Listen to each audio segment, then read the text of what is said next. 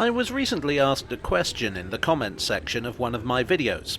The mechanism for responding to YouTube comments being what it is, I immediately lost that comment, so apologies if that was you, but thank you for asking.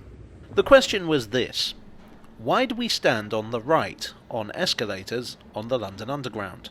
The answer I've heard commonly given is that it's because the majority of people are right-handed, so if they stand on the right, they hold onto the handrail with that hand.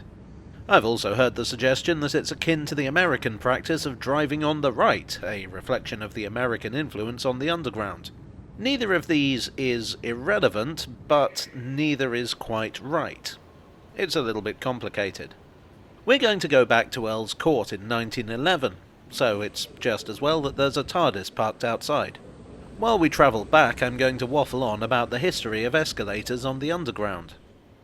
In 1911, the first escalator on the London Underground was installed here.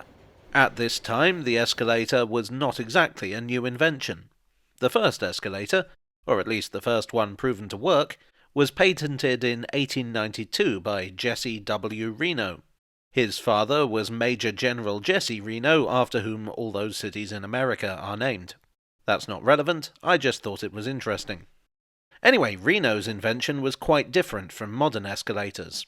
The first so-called escalator in London was installed at Harrods, where, we are told, staff were kept on hand with smelling salts and cognac for those whose delicate constitutions were rattled. But I'd say that was more of a travelator. It was an inclined plane rather than a staircase. The point is that by 1911, the escalator was an established technology. The earliest deep-level tube lines were accessed by means of lifts. The earliest of all, the City and South London Railway, predated Reno's patent by 2 years. Now, here we bring up an old friend of the channel, Charles Tyson Yerkes.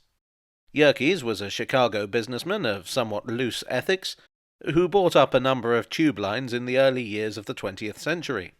Those were the District Line, and the unbuilt lines that would become the Piccadilly Line, the Bakerloo Line, and the Charing Cross branch of the Northern Line. Yerkes brought with him a lot of American expertise and a lot of American experts. Now, while there was a certain amount of hostility towards an American throwing his weight around on London's railways, the fact was that he had a lot of experience in urban public transport, which most people in Britain didn't, really. Certainly not to the same extent.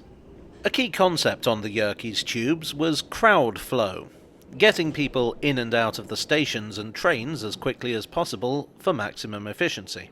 This manifested in many forms and would continue to do so long after Yerkes had passed away and gone to wherever it is that Victorian transport magnates with complex legacies go after death.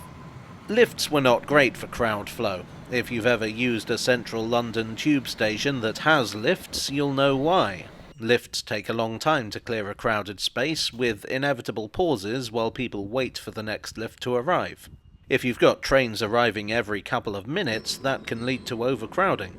So from an early stage, the Yerkes Tube's engineers were interested in escalators. An experimental spiral design was tried out in a spare lift shaft at Holloway Road in 1906, but it was considered too dangerous for public use.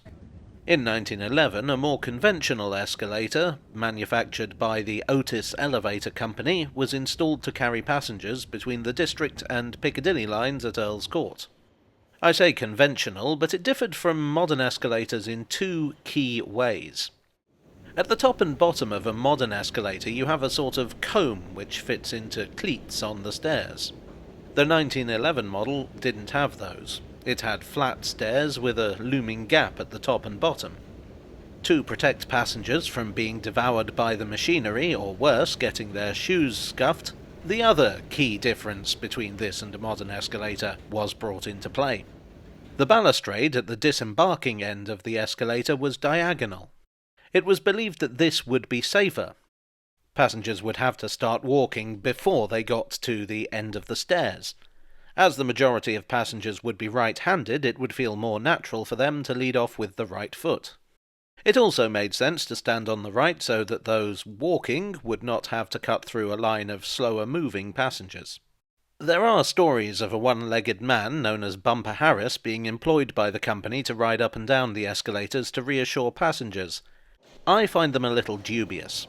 According to the London Transport Museum's research, there was such a man, and he was employed by the Underground. But there doesn't seem to be any contemporary evidence that he was employed in this particular capacity.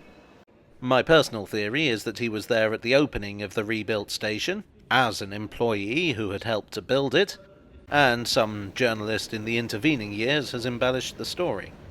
What's rather interesting is how long it took to adopt escalators on the Underground. Earl's Court remained a novelty for many years. The majority of escalators were actually installed from the late 1920s onwards.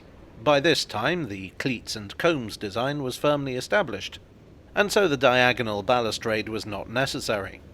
In 1936, the original escalators at Earl's Court were removed, and so too was the original reason we stand on the right. Standing on the right has become the convention all over the world. Whether that's because of the Underground or some other reason, I couldn't say. On the Underground, the convention is still in use simply because that's what people are used to, and it makes sense to have everyone on the same page, as it were.